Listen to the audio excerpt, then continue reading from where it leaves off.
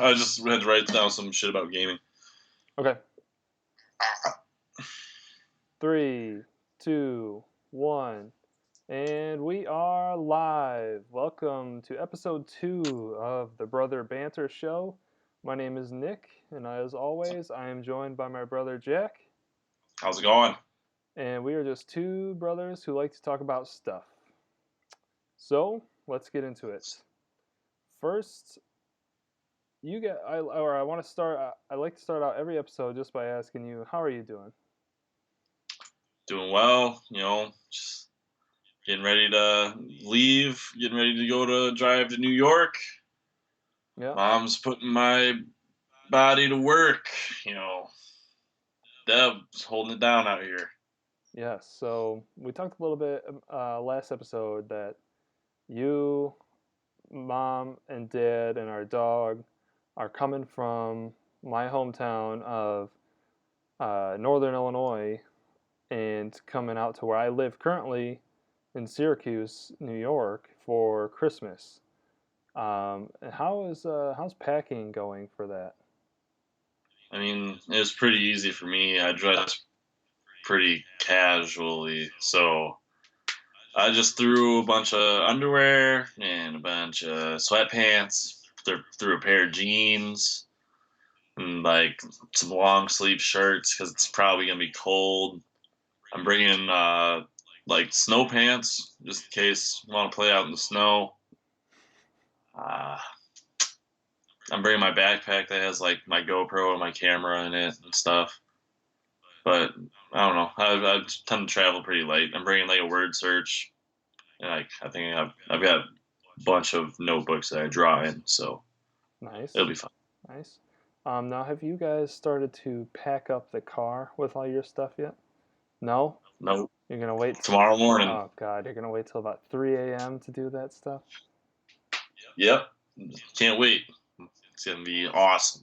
Oh boy, I do not envy that at all. My wife Hannah and I, if we ever go out somewhere, we are putting the stuff in the car the night before and then just getting up and going. I mean, it's whatever the clerk says. Whatever the clerk says goes. Yeah, mom is the captain of this ship. That's for sure. Will you be bringing your YETI? Oh, of course. So first of all, just look at how big this is. That is ridiculous.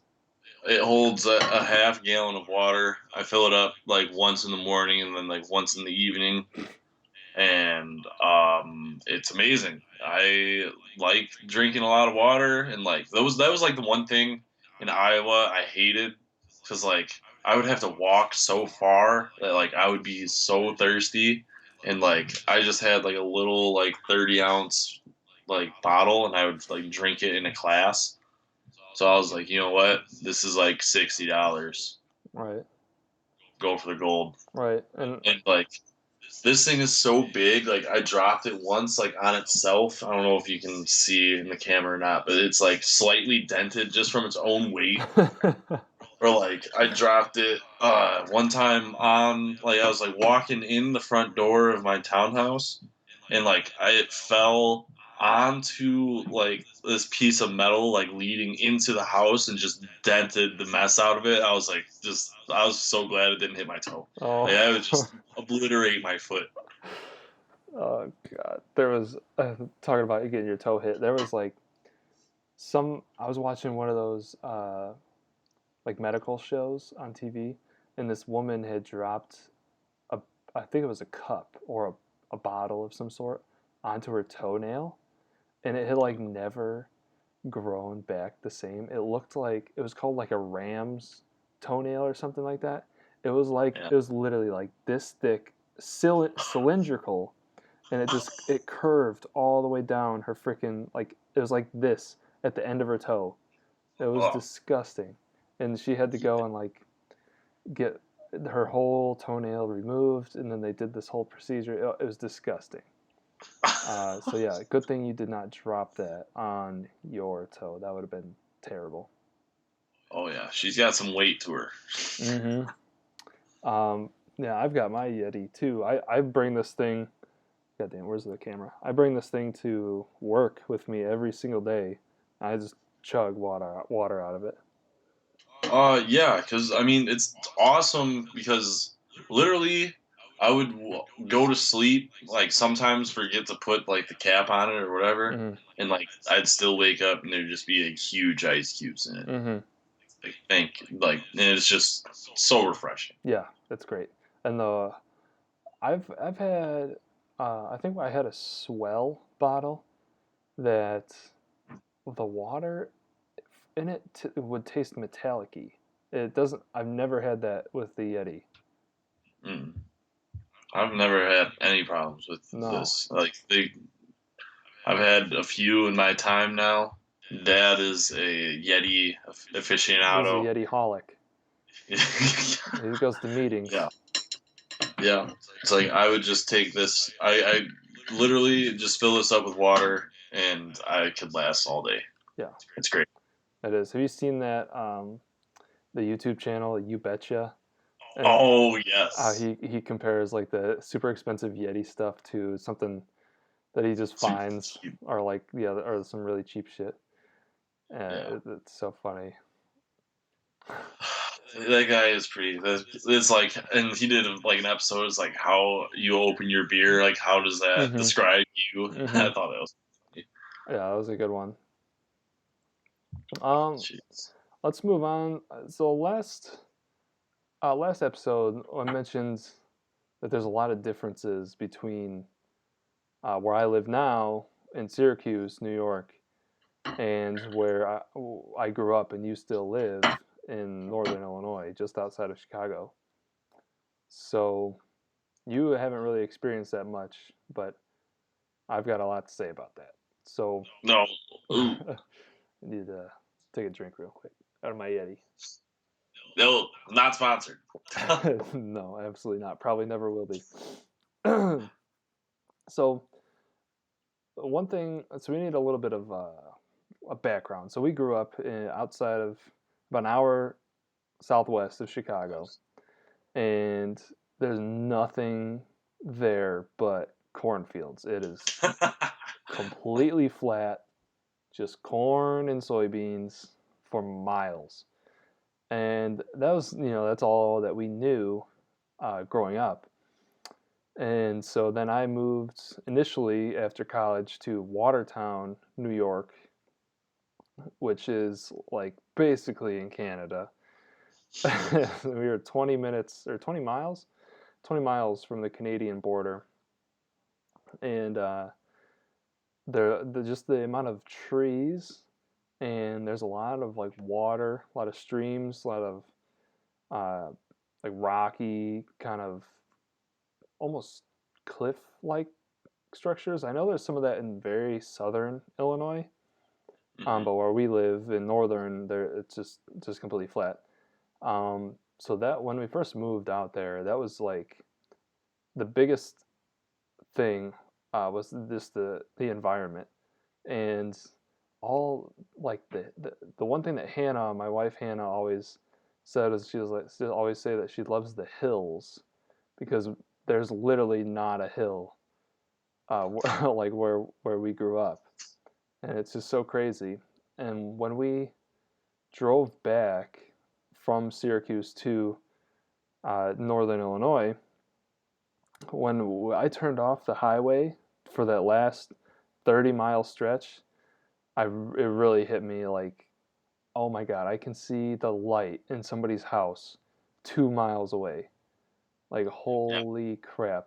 And that around here it's not possible because there's so many hills and trees and everything. So that really just was a big shocker to me. I was just like, wow, it's so freaking flat here. And it's like even like flying into like New York, like that's always fun for me because like you fly into Chicago, it's a big city. Mm-hmm. Flying out there is like there's a lot of forest, and I was not really expecting that. Right. Well, and plus you're flying into Syracuse Airport, which is a tiny little airport. So yeah, you get Yeah. to see that.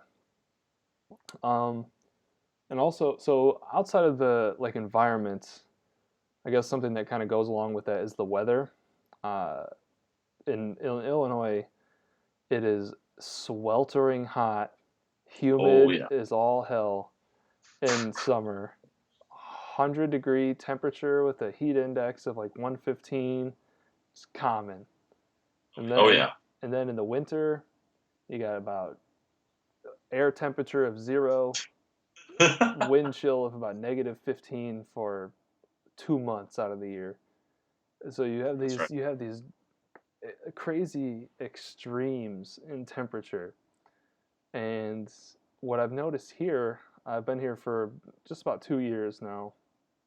So I've gone through the seasons twice. And the summers get like the hottest it was ever got here was like 90 degrees for like 3 days. And then Oh, every other day is about 85 and sunny. Like the summers here are really nice. yeah. Um, in the winter, well, fall is just beautiful. All the trees turn colors. And they're so vibrant too. Like the colors are just amazing. And then winter, it does not get that cold. Like 0, maybe a couple times in the year, but like hovers in the high teens, 20s, and even like low 30s for most of the winter. And but it just snows a ton. Like we get in Syracuse, I think it's like 135 inches of snow a year, which is like literally 100 more than we got back in Illinois. I was just gonna say, like, I feel like we get like no snow compared to that. Mm-hmm. Um, so yeah, that was I like the weather here a lot more than I do in Illinois because I do not like humidity and I like snow, so it's good for me here. Um, Yeah. yeah, what do you think about that? What do you think about the weather in Illinois? uh, sucks. Like, I don't know. Like, I could complain a lot about it, but like going through like double days in football and you Oh, just like sweating your ass oh off my and it's God. like or going. So we both worked at the county, and I'm Yeah, probably the gonna go county back. highway department. That's right. I'm probably gonna go back and do that again this summer, Yeah. and it's like you start out the day and you get wet from like the plants and stuff, and you're just like, all right, like this isn't half bad. And then that sun comes out and hits you, and you're just sweating so hard. Like the humidity is like you could barely breathe. Mm-hmm. It's like there's a guy that we used to work with. Let's call him HD Ross, and he would just be chain smoking packs of cigarettes as we're just out on the side of the road, like hauling shit. Shit. And it's like he's like so out of breath, like I think he's just gonna pass out. And I was like, he's like, no, I gotta rip another cigarette. It's like, whoa, oh my That god. guy, I don't understand. He would eat like a bag of chips, a couple cans of Mountain Dew, and a pack of cigarettes would be like what he would eat for the day. And we're out there doing hard physical labor in the heat. And he's just smoking away, sucking down a Mountain Dew. Dude's, It's just like I don't think people really understand that like yeah, you could be like outside during a hot day and like it could be really humid, but like go out on that blacktop and be out on that blacktop. Like that heat is just is ridiculous. no joke. And people, I feel like people don't think about the weather in the Midwest like that. No. Like people on the coast, but what they don't understand is that the oceans on the coasts like mitigate and regulate the temperatures so they don't have those giant extremes like we do back home because there's no giant body of water. Like yeah, there's Lake Michigan, but that's further north, and no weather comes through Lake Michigan. Yeah. Um, so we just have it just comes over the plains, Another thing that I really noticed here in Syracuse is the rain. So that it's just like when it rains, it's just like a really soft rain or like a misty rain. There's no big thunderstorms or super hard downpours like we get back in That, Illinois. that happens a lot. Mm-hmm. It's like there's a couple times where like the whole sky would be green and like Annabelle, our dog, is epilepsy, so she's like not a fan of thunderstorms. So I'd like Benny, our boss, would send us home from work, and I would just go home, and Annabelle would just jump in my lap and she'd be like, "All right, I'm here now." Yeah, he would send you home from work at the county during the summer, right? Yeah, Yeah, yeah. If it was raining, yes. right. Because you can't really do anything if you're gonna get struck by lightning. Thank God. Yeah. Thank God they send us home. Some days I was just like praying for it. Oh yeah, I was there too. I've had the same feelings.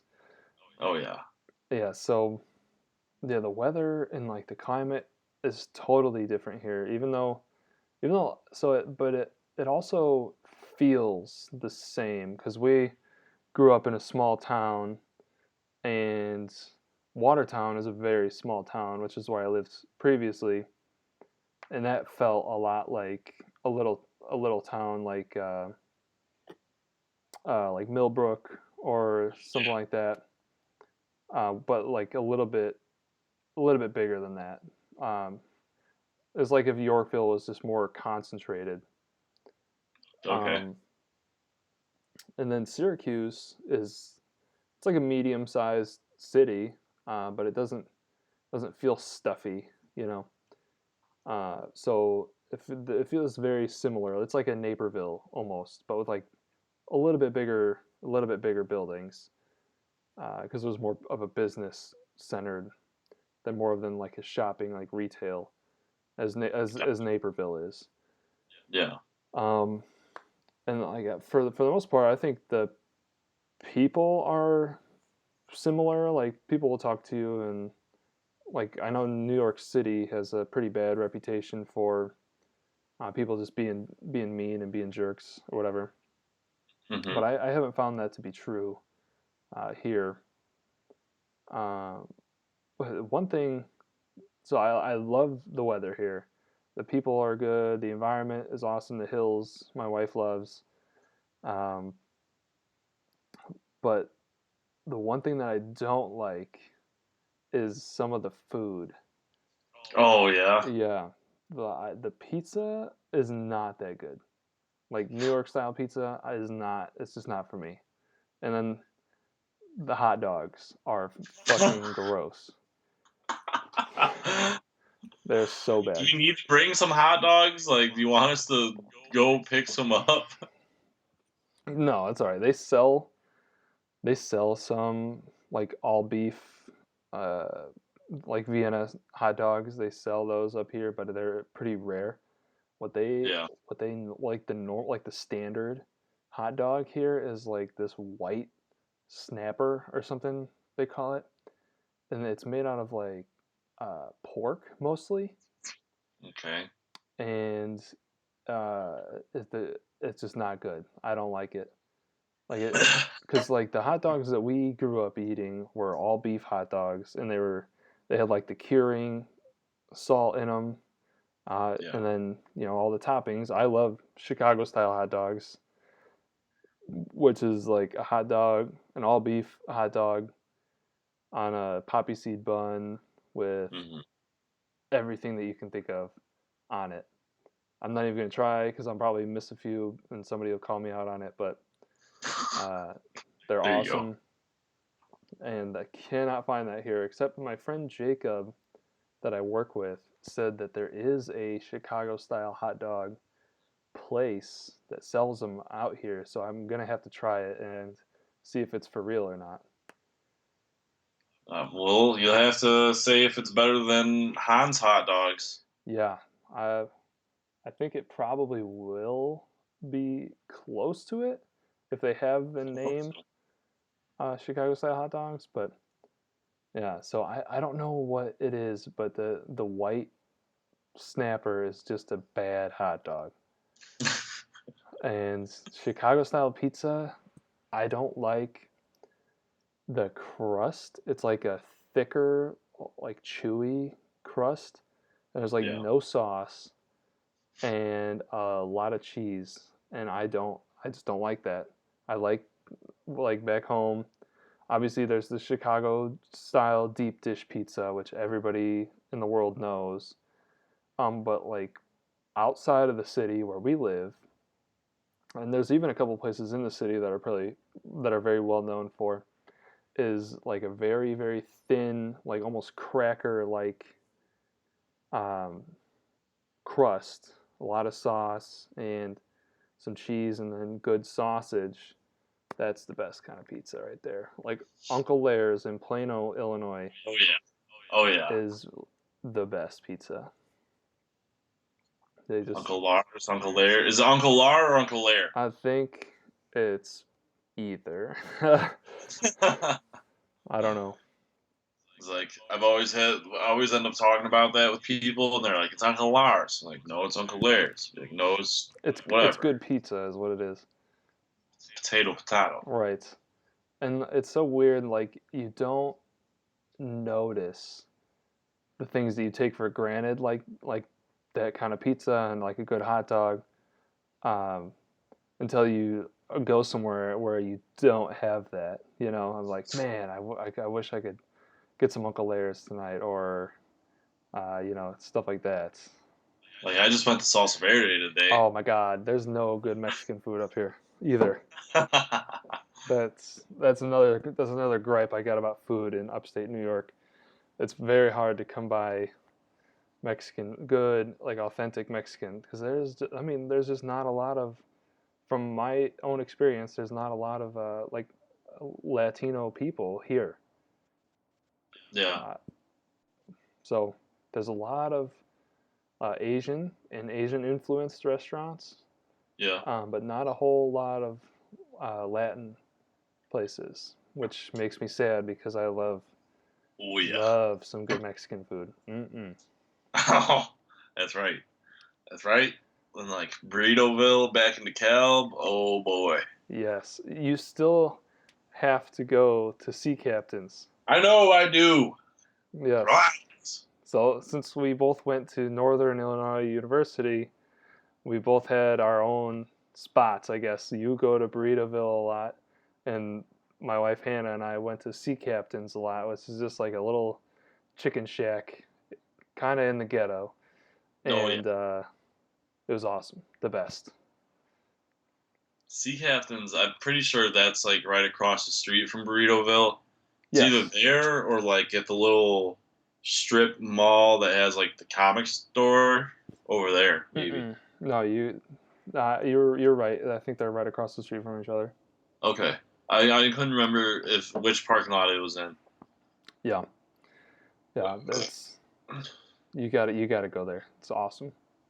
I will be sure to try it. You got to get the It's tenders and fries with the sauce all sauce over. all over it. Yeah, that's it. It's good stuff. The Oh, man. best. So let's move on to another topic. Uh, Impeachment. Oh boy. So I'm driving to work the other day, and normally I've just listened to my music on my phone, but that day, I did not. And I listened to the radio, and I knew it was going to snow pretty bad that day, so I was trying to find a weather station, and I found a news radio broadcast. And I'm waiting, and then it comes on, and it's an impeachment hearing. I'm like, what? I since I don't pay attention to the news at all anymore. Um, I was pretty shocked about that. I did not think that that would actually happen. No. Like I found out because of Twitter, and I didn't really believe it. I was because like it doesn't really matter. Like it's just gonna get shot down. Right. So the House voted to introduce articles of impeachment, but the Senate is responsible for the trial. Hmm. So, yeah, the Senate can just dismiss it. But what's really kind of strange is that this is going to go up to and through, if he wins, the next election. Oh yeah, Yeah, so it doesn't like the timing is very weird. Like there's yeah. so do they think that they're gonna try him and convict him or whatever and impeach him before the next election? Or there's no way. The system like No. does not move that fast. Because that's next November. That's 10 months, 11 months from now, Yeah. you know? I don't know how that's gonna play out. It should be. I mean, if it goes through, I would be very surprised. I know that he's like the third president that has been even tried to be impeached, Hmm. but I don't know, man. I So feel like say that he does get impeached somehow. What do you think really happens to you as a citizen? How will you be impacted if that were to be the case? I don't know. Mike Pence is gonna be president for like 2 months, so I don't really care. If it happens, that's how I really see it happening. Mike Pence would take the helm. Uh, I don't know. I don't know what would happen to me personally because I don't really do much. I just kind of go to school. At this point right now, I just go to school and then I come home and play Xbox. Right. So I don't know what he would have planned. I don't know how that would work out for me. I think nothing really would change that much because he's not going to be in power for that long. Right. I think yeah, like you said, I don't think for the average just working person who just is trying to live their life and get by, I don't think it matters really that much unless so it just is very strange because if you go on any kind of news website or look on the internet, you'll just see outrage and wildfires after wildfires and people going nuts about this kind of thing. But then you talk to somebody just on the street and they don't even know what's going on. It's just like there's this disconnect between just like a normal person and then what is generally available on the internet. Why do you think that is? Because the internet is a way to try to find people who think just like you. You're Mm-hmm. only gonna follow or like or subscribe or listen to anybody that has something to say that is aligning with what you personally believe. So I think that the internet is just like it's just a mob mentality. It's like, well, one person thinks like this, I think similarly, I'm going to believe this person. Like, it's such a mob mentality. Like, I don't know if you even remember what, like, Coney 2012 was. No. There's like this African warlord, and like these people were trying to get money to go and whatever because he's making child soldiers, and like people donated a lot of money to this, and literally nothing happened. It was all mob mentality based on false shit somebody put on the internet, and other people just believed it because, oh, it's on the internet, dude. It's real. It's real. Yeah, so I think you hit on a really good point that it's like you said, people have they follow people who think similarly to them. So it just creates this big like echo chamber and they Hmm. develop a confirmation bias a little bit and just feed off each other and then so when you see something online like that, what you're really seeing is the loudmouths of one particular issue. So to that section, that tiny little niche, that issue that they're going nuts about is the most important thing in their lives at that moment. And they're just feeding off each other and blowing it up and blowing it up and blowing it up. And it takes nothing for you to look at it and say, okay, yeah, that's bad based on the headline, and then just like it or click it or do whatever and then move on with your day. You're not really invested, but Yeah. you interacting with that, you give them credibility and validate their feelings about that. So, and that's on either side, Republican, Democrat, any issue. It doesn't matter. It's Oh all yeah. the same. Like it's a cycle. All that matters now is clicks. Mm, Like news media outlets don't matter. They just throw a headline on it, give it a scandalous caption. We're just trying to get clicks. yeah. Yep. Yep. Yep. That's why journalism sucks now. Yeah, it really does.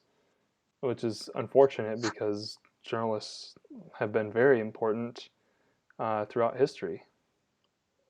Yeah. Well, they now it's just we need a story. We need it Mm. now. It's like pre-written stories about events. Like it's terrible. It's literally terrible. Mm-hmm.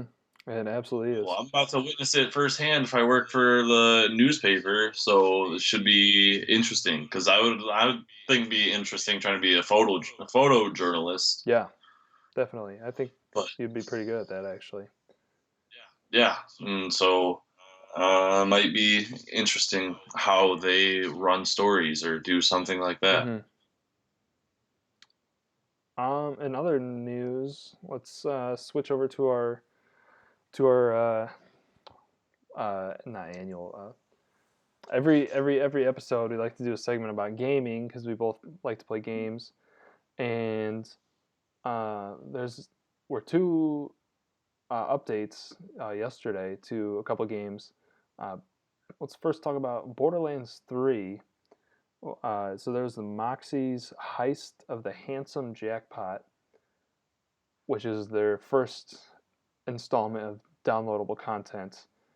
Uh, I played Borderlands 3 for a good amount, but then Destiny sucked me back in. And then I know we played it together a little bit.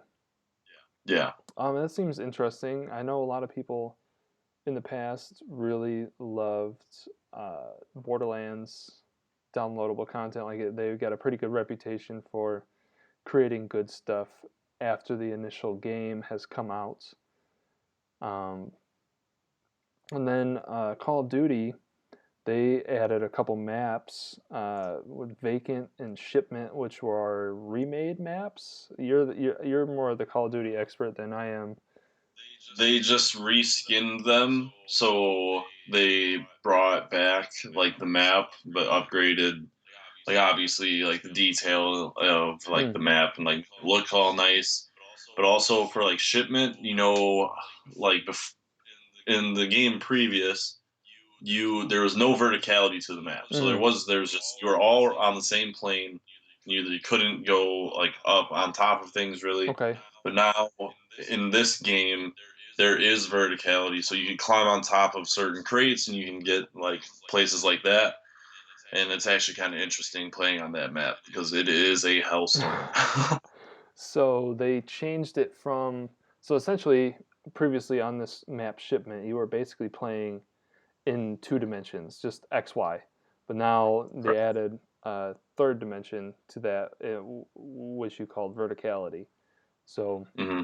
how do you think that changes the play style of that map from previously in its previous iteration in what was it, Call of Duty, the original Call of Duty 4 Modern Warfare? Yeah. Yeah.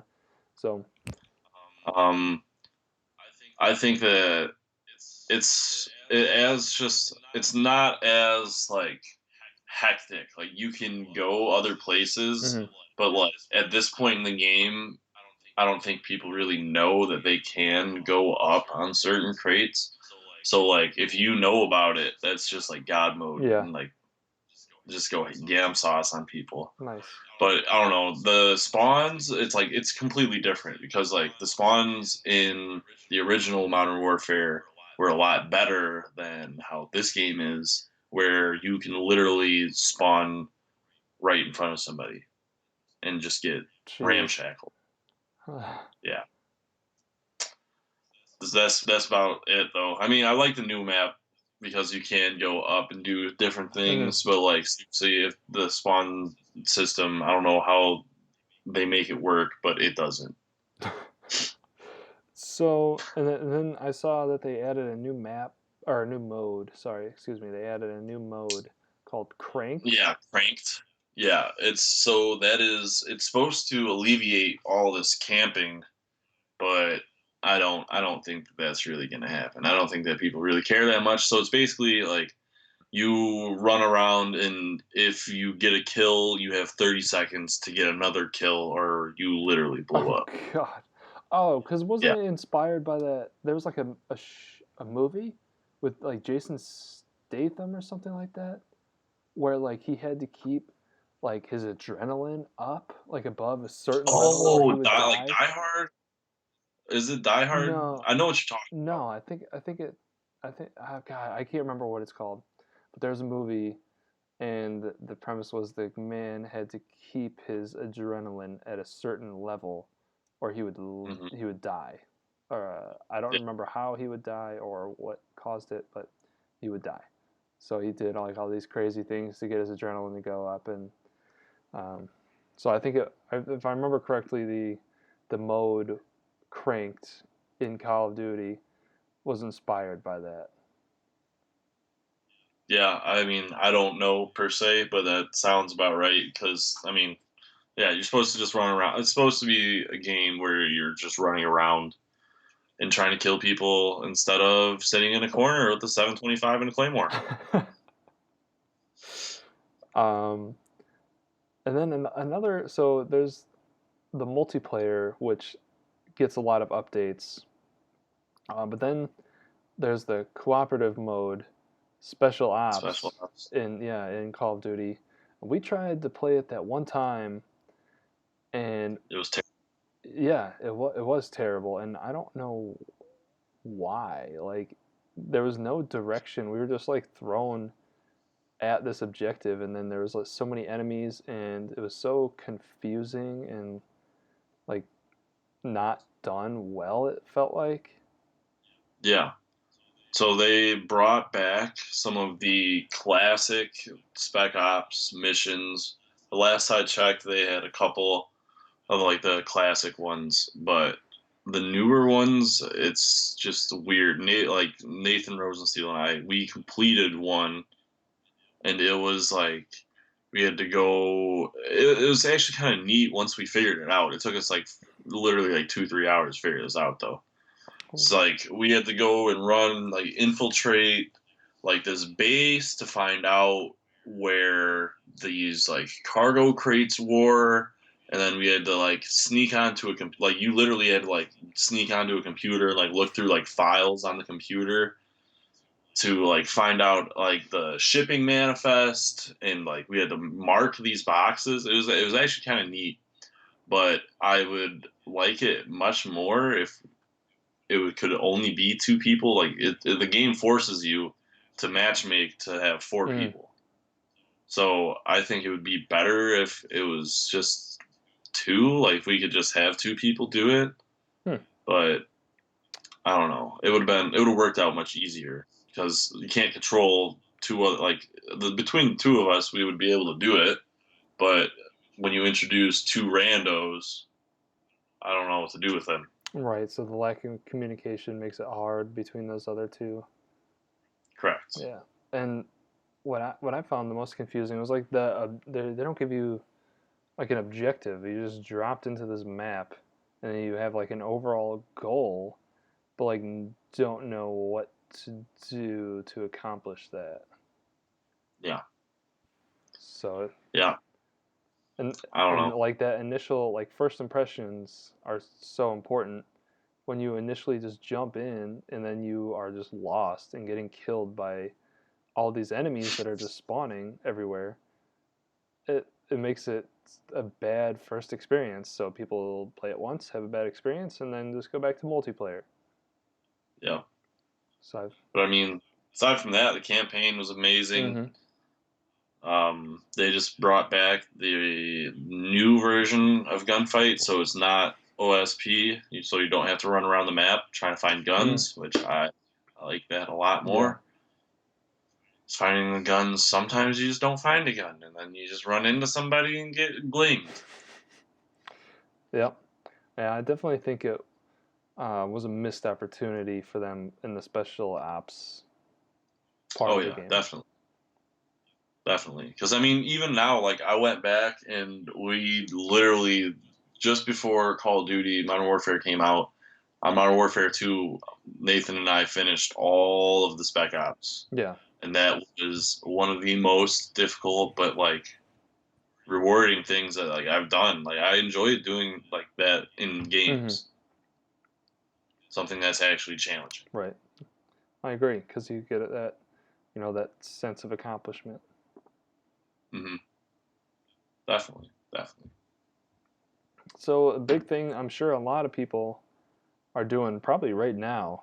It's 8 o'clock Eastern time, Friday, December 20th. Is watching Star Wars. The new Star Wars, yeah, is out. And that I've seen has, from critics at least, has pretty bad reviews. Like it's got a 57% on Rotten Tomatoes and a 6.7 out of 10 on IMDb. But I know a couple of people that I work with went and saw the midnight showing last night, and they said it was good.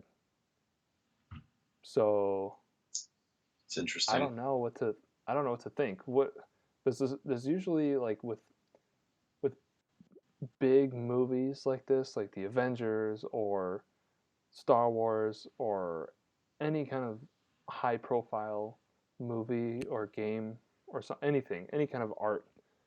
It always seems like there's this big divide between critics' opinions and a general opinion from the public. Definitely. Because, like, I mean, we went and saw Han Solo, and I personally really enjoyed that, but a lot of people did not. I don't know. I feel like critics want to be film directors that either did not make it themselves or did not have the right set up for themselves, and they just go and just have shit on this movie because they would have done it a different way. But I feel like as a normal viewer, we're just there to observe and just to see and escape the reality of which we already live in. And so like we don't really care to look so much at like the fine details of things. Mm-hmm. But like I mean I'm taking film classes and stuff like that, so like I can understand certain aspects of like what film critics would Mm-hmm. think, but overall it's just a form of art. It's just art. Like you can appreciate it or not appreciate it, but I don't think that you need to hate. Right. It's yeah, and so like you said, it's art, and art is subjective. Correct. So you're gonna get out of it what you want to, like, and that's okay. If you didn't like it, so what? Some people will love it. So what? But it's like these critics, like what look what happened with like Dave Chappelle and his most recent stand up. It got like 0% on Rotten Tomatoes. And like it was just it was just treated like it was shit because yeah, he's talking about some controversial Mm-hmm. topics, but I still laughed. I thought it was funny. Like, yeah, there's probably certain things that he should not say in front of a large group of people, but it's his call. Like, it's his Right. art. Let him do what he wants. He ain't hurt Right. nobody. Yeah, that's I think that falls into the whole kind of outrage culture that we touched on earlier. Yeah. Yeah.